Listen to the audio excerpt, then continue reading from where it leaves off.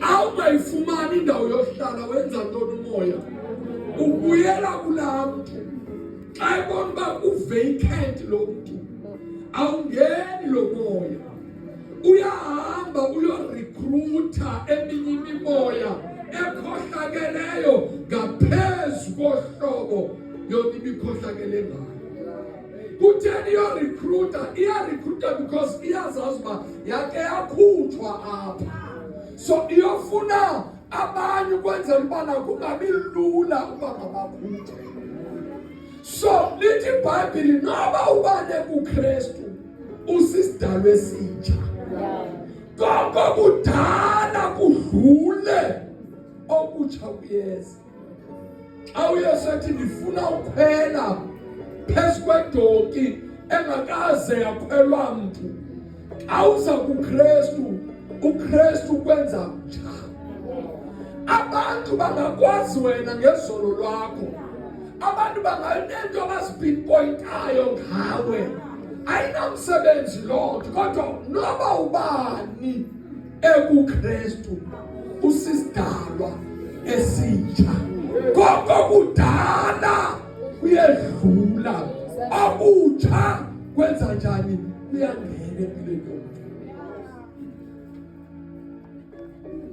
But the problem we have today is to receive the gift of God.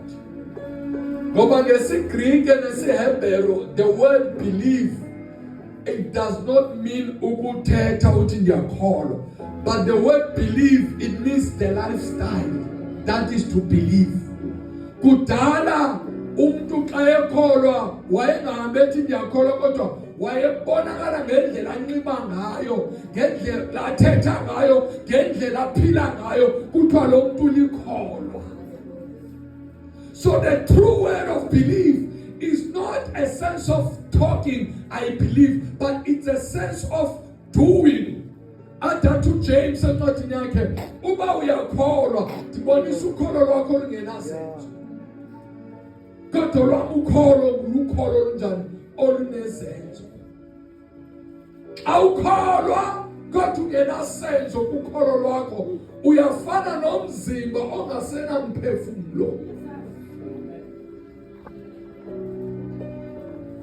Umzimba ongenamphefumulo uyakwazi ukunqenqepha sithethe nawo. Amntana bawo, hayi ngoku siyakuthatha ngoku.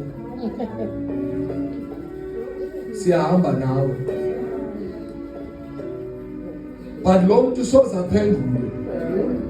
Athi nize nijonge ihambs phambili ebazalwane. Sizinto ezenzekayo. So ukholo lungenasenzo lufana nomzimba womuntu ongasenamoya. When my father passed, waswelekele kwi-ambulance endleleni, kwabuzwa kwesiphi isport, kwafuna isport. Kwayiwa phanda athathwa njengonyana omkhuleni. I said, let me not disrespect my family. I went there. Kodwa mkhulu abakhulu bamtsho bamthutha utata. Sizokuthatha ngoku apha. Yeah. Sesigqitha uyayikhumula laa ndawo uqala uphangela kuyo, sigqitha khona phaa ngoku. Siyathi siserobotsini ngoku kukho amapolisa phambili. Yonke into abayichazayo, ingxaki bayichaza emzimbeni. Yo, ongakwazi uphendula. Nokholo lunjalo. Ungakhona kodwa ukholo xa lungenasenzo. Hayi bazalwane, xa ungenasenzo ukholo, alubi namandla. Uthixo akanamdla nakulo. So faith is faith because of what? Of the action. Kodwa andikho apho, ndilapha namhlanje.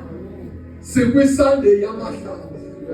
Bayibonge Inkosi, the Palm Sunday before the death of our Christ. And into endithanda uyenza namhlanje bangcwele, ndivumeleni ndithethe ngezilwanyana zine egameni likaYesu. Ndivumeleni ndithethe ngezilwanyana zine.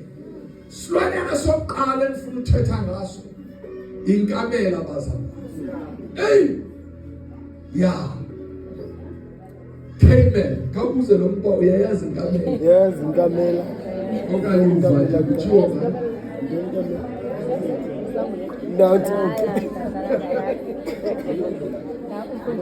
Yebangcwele ikamela inomqalo omde njengejirafu apha inhlekisa khona ibe nesifombo apha emqolo. Ndiyabona ezinye ii-animals xa ziyijonga zivele ziyihleke uba sisilwane esitheni esesidumbe kangaka emqolo, kanti ihlobo ikamela idalwe ngayo neso sifombo senzelwe into okokubana ikwazi ukuthwala imithwalo esindayo, ikwazi uhamba ijeni ezinye izilwanyana ezingakwazi ukuyihamba ijeni. Kukho abantu abangakuhleka ngezifombo zakho kodwa bengazi uba ezi zifombo zezohambo not olulokhaya kodwa luhambo olusaya phambili. Zanduxelela ngekamela ithi xa ifika emanzini zifike ezinye izilwanyana zisele zigcwale zimke isahleli lanti iselamanzi. Ndiyazibona ezinye zitheni ayiseslowle ayisahleli apha, kanti no, ikamela ine-load phakathi kwayo. Xa iselela no-3 months ozayo. Ngoba indawo ezihanjwa ikamela ayizondawo ezihanjwa zizinja nebhokhwe. Ihamba kwindawo engenamithi, ihamba kwindawo engena-green plants. Thetha nje ngenkamela namhlanje. Iyazilowuda inkamela because izazi uba izawuhamba entlanga. Ihlekwe ngezifombo zayo.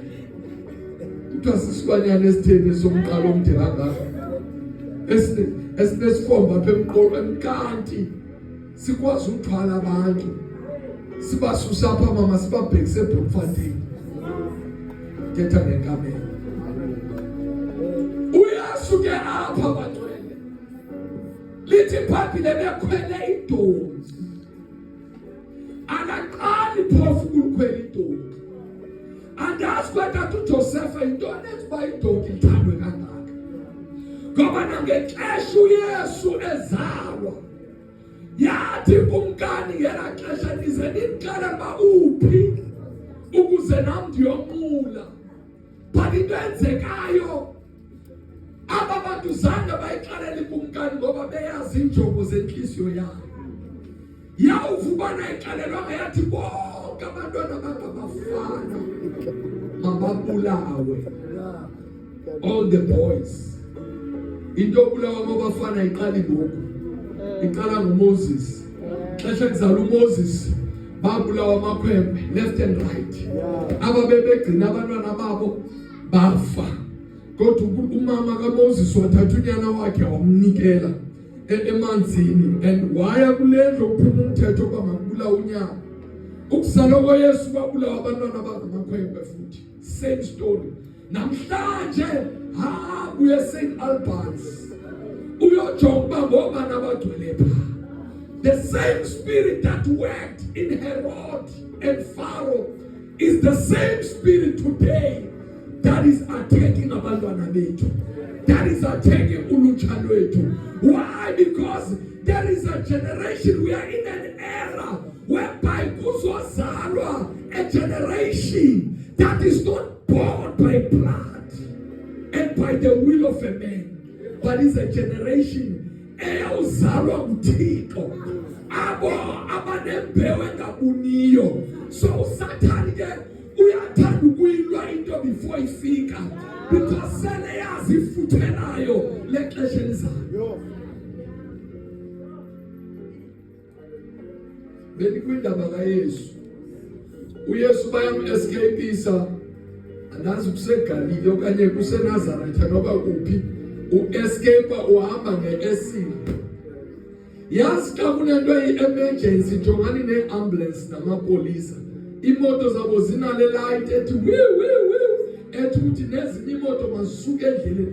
Kodwa uYesu aka-escapiswa ngehashi, u-escapiswa ngedonki.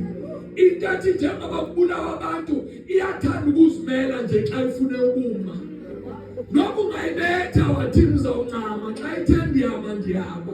Whether kuyafiwa ayinandaba yona ilalela lento efuna ilalela cha. Yaphuma la nto ithe chu ngedonki.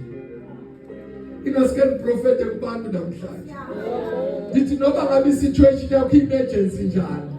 Noba ngathi uncedo olufumanayo luhamba slow, noba luhamba slow luza kufikisa phela. So pressure rise of depression. Ngezinto ezikhawulezileyo. Kodwa hamba uthi khuna noThixo. Uyawuthi ufika kuleta ufuna ukuya kuyo. Thetha Nkosi.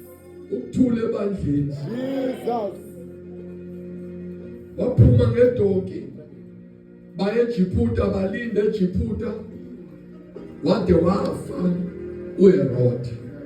Wafika uThixo ngethongo wathetha nabo wathi buyelani eJerusalem babuyela. They went there. And as they went there ubomi baqhubeka futhi babuyela ngantoni ngedonki. Selamdala ke ngoku Yesu. Ufezekisa uZakaria 9:9 uthi thathani idonki elingakhange likhwelwe mntu nize nayo apha. Mayibonge inkosi. Thathani intoni? Idonki. uYesu wakhwela phezu kwedonki. Ndifuna uyivelele. uYesu ukhwele phezu kwantoni? Kwedonki. Kwandlalwa amahlamvu phansi nezingubo. Zindlalelwa uYesu kodwa zinyathelwa nguYesu, zinyathelwa idonki. Kodwa idonki yona ikhwelwe ngubani? uYesu. Zawubuyela kule donki bethe kunezilwanyana endifuna uthetha ngazo. Kukhona esinye ke kuthiwa ihashi. Ihorse. Kutheni Yesu ungathathanga ihashi because xa sinokhathalisa abangcwele, xa sinokwenza i-comparison, ihashi lihle kude le ukugqitha idonki. uYesu emhlekanga engakhethi ihashi nje. Ingxaki yehashi inye. Ingxaki yehashi liyakhompyutha. Yilo nto uYesu engakwazi ukukhwela phezu kwalo ngoba likwi-competition. Uzawuthi uYesu efuna ungena eJerusalem lona selifuna ubaleka. Lifuna uzibonakalisa uba likwazi ubaleka lide lifike phi. Nabuya phaa kubhejwe isazi uva uba kuyobhejwa idonki, kubhejwa amahashe.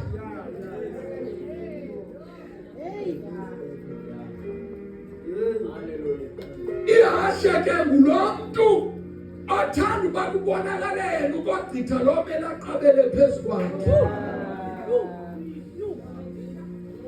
Khompyutha uzukhompyutha ilizwi likaThixo. Usufuna izinto zihambe ngolhlobo lakho, hayi ngehlobo likaThixo. To suit yourself.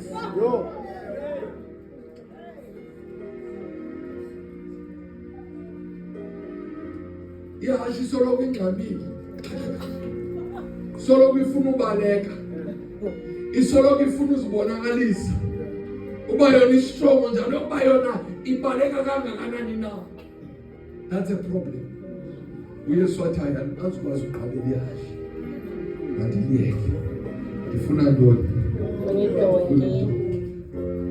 Ndiyasicingela nje alitsho iBhayibhile. Mhlawumbe kukhona abanye othi hayi kodwa tata ukhwela idonki akukho comfortable. Singazisela inkomo.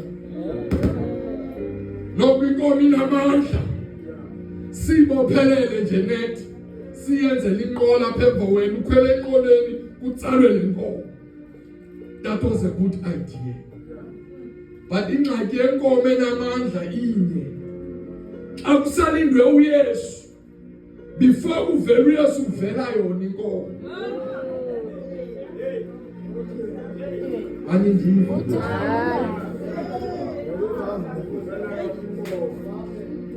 Kukho abantu abanamandla kwinto abanamandla kuzo. But ingxaki yamandla abo bafana nenkomo. kunokuthi amandla abaveze uYesu kumele kuvele bona kuqala.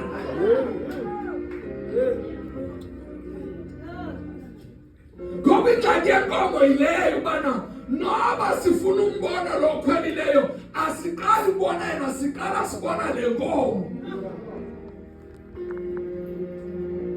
Ngoba kumele icace ukuba naya njengoba uYesu eza nje ndim lo. Ndim lo. Ekoti dongi ndiyayithanda. Thanda nesililo sayo.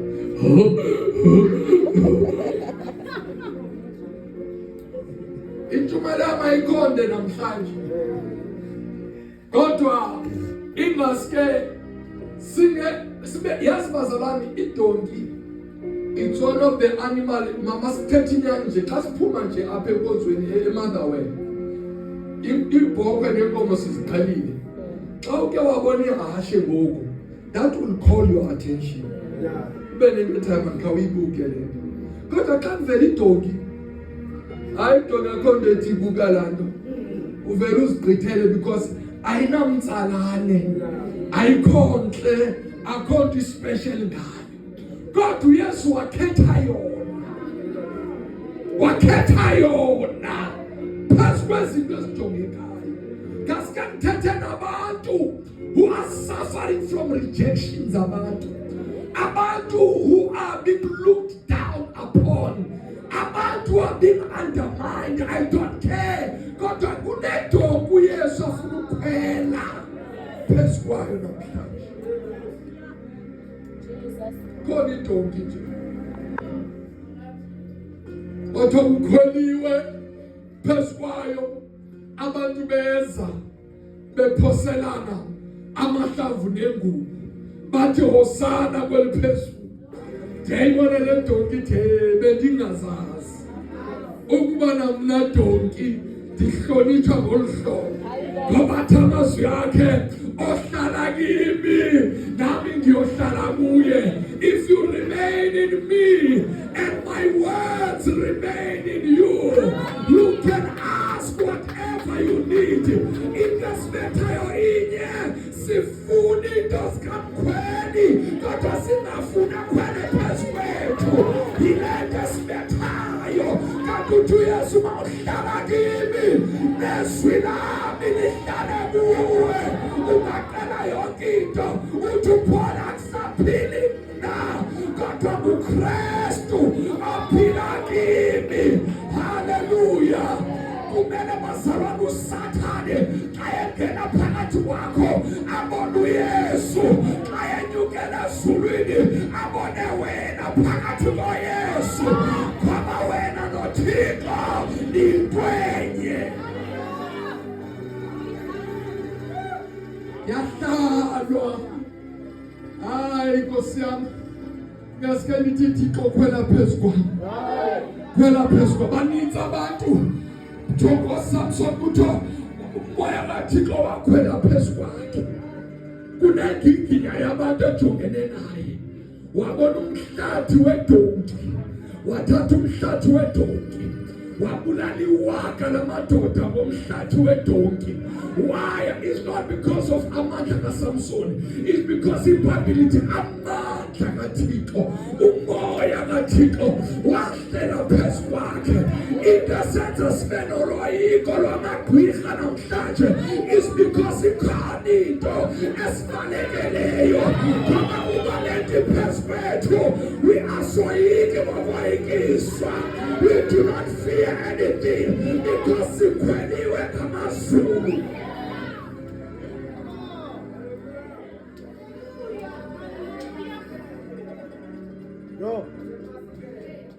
Noba ungafumana ikati efile mntana begeyitini yakho ebotshelelwe ngamayeza nantoni, xa ufika umntu okhweliweyo akavela abe nesibibithwane sento ongaphefumli athi ndizawufowunela bani.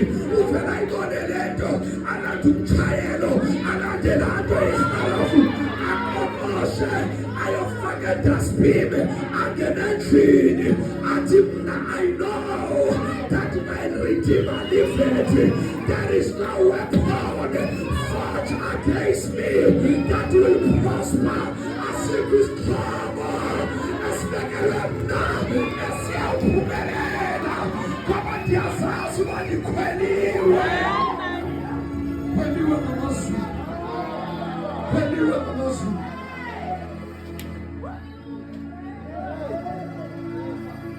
Into Satan ayenzileyo ebandleni namhlanje is to steal our identity. Njengoba ungasazazi uba ungubani kuThixo, that's a problem. That's a problem. Uyabona xa unomntana omncinci ulijoni ulipolisi unompu apha, xa uhamba ngeuniform uphethe umpu, amaphara xa ebona azawubaleka because ayayazi uba wena nabo angidibani. Kodwa umntwana wakho omzalwayo noba umpu sowukhokhile ubambe ngesandla, xa ebona uzawuza kuwe because uyayazi uba ngutadami lo, uyayazi uba I am safe to him. Kukho abantu ababaleka uThixo kuba bengazazi uba bangobani, bayambaleka ngoba bengamaphara wokholo. Kodwa thina singabantwana bakaThixo, noma sibethakele noma sonile, ayikho enye indawo esinobalekela kuyo. Kodwa siza kuye sithi bawo, sithi Aba, ayikho enye indawo esinokuya kuyo. Sifuna wena, sifuna wena, because ungutata. Thixo ndinotata, andinathixo ndinotata. Ngoba ukhona umehluko woThixo, ukhona umehluko wotata. Abanye oThixo bafuna ucengwa, abanye oThixo bayamjikela umntu, abanye oThixo bayaqumba. Kodwa uthi uJames encwadini yakhe, utata wami akanasibumbeko sakuguquguquka. He is a loving God, and every good gift comes from the above, comes from God. Ndiyayazi umntwana kaThixo is not to make me suffer. So uThixo avumela amagwirha azenzele into ayithandayo because efuna umfundisa ilesini. Why mna ndizawuthatha uZenande ndingamniki ukutya for 3 days ndithi ndifuna umfundisa ilesini? What kind of a parent I am? But uThixo uthando lwakhe alunamkhawulo. Hey, God. Search the scriptures. They talk about me. Athi lo ekhuluma ngayo, athi Mose uyanigweba, kodwa mina ndize uba ndiniselule. Akaphikisani neBhayibheli, kodwa uzama ukuthi zibe khona impazamo in the Old Testament ezingajilanga.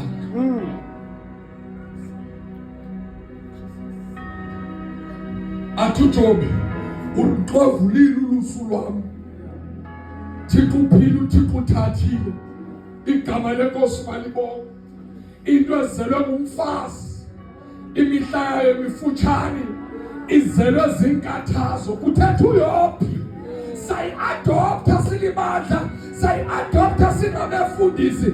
Kodwa uYesu, before you go to heaven, he spent 40 days, one 40 days conference, nabafundi bakhe, answering every question in the word. Wabuyu James, wathi James encwadini yakhe, wathi God will not test you with evil.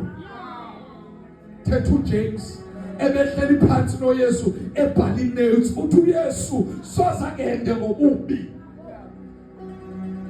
Ekubeni uJob uthe uxovula ulusu lwami, uYesu uThixo uthathile, into ezelwe ngumfazi izo. Wabuya uJames wathi uThixo akahendwa ngobubi, futhi uThixo akahendi mntu kabubi. Yena akahendwa ngobubi, yena akahendi ngobubi. Futhi ke xa wenze into zakho uthi nguThixo besazi kuwe. ngoba akahendi akahendwa Ntoza.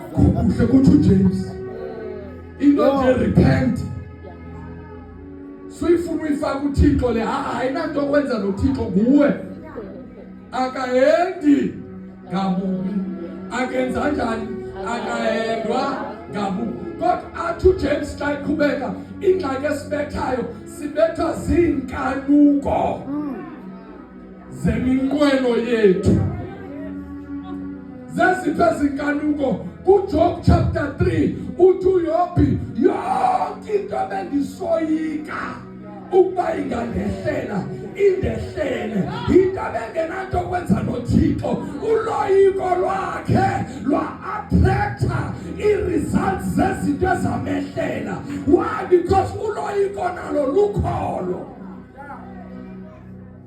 anindivanga uloyiko mamam lukholo. If woyika lonto uyoyikayo imisi uyakholelwa kuyo njengoba usoyika uba izawukwenzeka. Libe lithi iBhayibheli ilungisa lam liyawuphila ngokholo. Asiphili ngezinto ezibonakalayo kodwa siphila ngokholo. Abantu bathakatha ngento ezibonakalayo kodwa thina siphila ngokholo. Yilonto xa yendlweni yomntu kuzamele umuntu uba into yakhe ayenza uba into engqindilili kumele kube nefele lenyoka phaa egeyitini kube nesikopo senkawu phaa neempondo zantondo udubona uba ya ngoba abantu bakholelwa kwinto ebonakalayo kodwa thina abaphathi bemfihlakalo izikhonzi zevangeli izitsha zezulu noma singaphathanga nto ngoba lithi iBhayibheli ngubani ongasiyena phesheya kwemifula ayosilandela lento ngubani ongasikhwelela intaba phezu kwentaba ayosilandela lento uthi ngubani ongasiyena phansi kwamanzi ayosilandela lento kuthiwa akho mntu ngoba lento is within your reach. Is within your reach. Ifikelelwa sisandla sakho. Isandla sifika phi? Sifika phi emlonyeni? Ngamanye amazwi uyakwazi uthetha izinto zenzeke udala into engekho ibekho.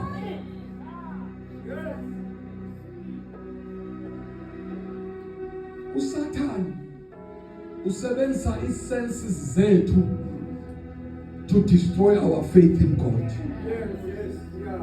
And into isenses zethu into eyibonayo, into eyivayo, into eyifilayo, into eyithathayo, into eyinukayo, into eyitastayo.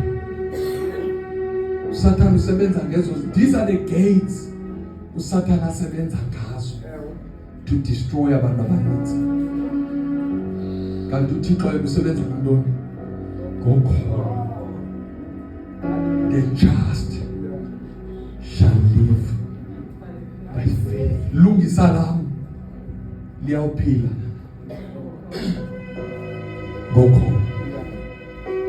Ndiyavala ke bangcwele. Iba idonki eqatyelwa ngamazulu. Cela ugqibezela lento kaYobi. uYobi, I think chapter 46, the last chapter yencwadi yakhe, verse 6, uthi ndiyaguquka kuyo yonke into ebendiyithetha ngoba amehlo am alubonile usindiso lwakho. Ngamanye amazwi kunezinto endizithethe out of desperation, out of being broken, zabhalwa phansi. But into ebuhlungu zabakho kwabakho izizukulwana ezithatha loo nto njengefa.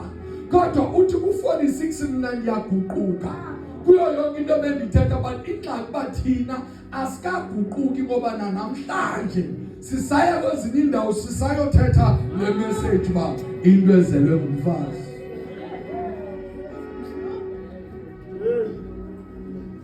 Mihla yayimifutshane. Confess Christ empilweni yakho. Ikhona into esilahlekeleyo bantwana. uThixo izulu nomhlaba besidibene.